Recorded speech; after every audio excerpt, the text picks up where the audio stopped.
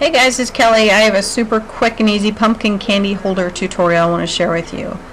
And that's the one I already made, and I'm going to show you how to make it kind of the same way but with some measurements that I found I like a little bit better.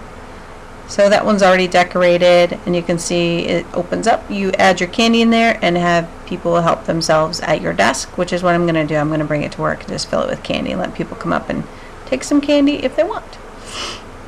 But I found this idea at Miss Liberty 25, and if you look it up for her channel, I'll try and get the link in here too, but that's what inspired this, and I basically just watched what she had done with some graphic 45 paper, and it was great. But the measurements I found that I like is 20 pieces at 8 by 1 inch. I'm sorry, by 10 by 1 inch.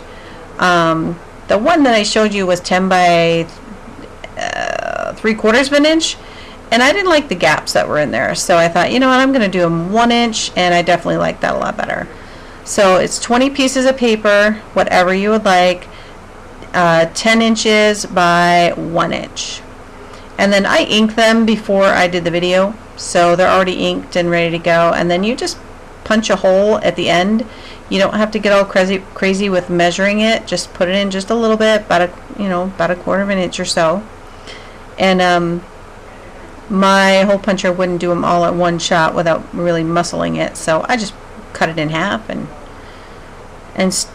put a hole in it, and then all you need is 2 brads, and you just stick the first brad all the way through. There's some planning involved. You need to make sure that if you have print on your paper, like this has some wording and I didn't want it to be upside down, and then if you have a pattern that you're using, you can get as fancy as you want, and if you ink one side, which is what I did, you got to make sure that that's the one that's going to be on the outside. Otherwise, it doesn't do any good.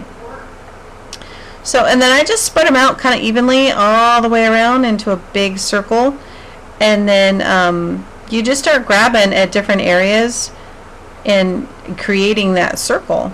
So it's all laying there. And I'm separating them out as best I can so I can grab them easy as I'm creating the circle. You just grab your brad and you put it up underneath there, and you try to grab from either side. And my son is playing a game. He's getting all crazy.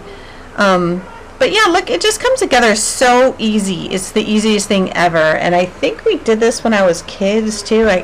When we were kids, we did them in school. Ugh, it was so long ago. I'm so old, I can't remember. But yeah.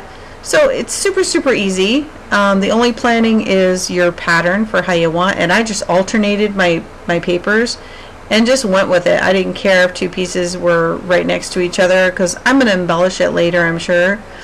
I saved you that. I just wanted to show you how to construct it, and then you can come up with whatever ways that you want to embellish it on your own.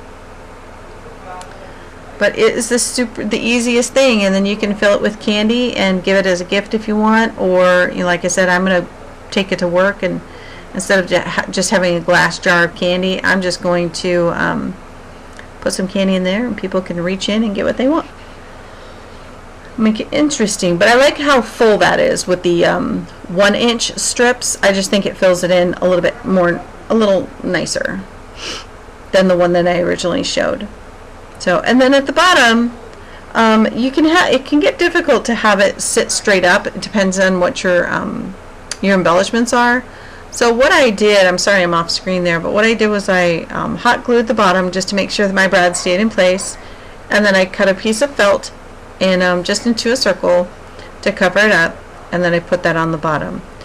And afterwards, what I did was I actually wound up putting in the just some real heavy like cardboard that I had, and put that underneath, set the felt on top of that so that it wouldn't wobble around, because the weight of it is going to shift when you add things on it and when you embellish it or add candy. So yeah, but however you want to do it, but it's super, super cute.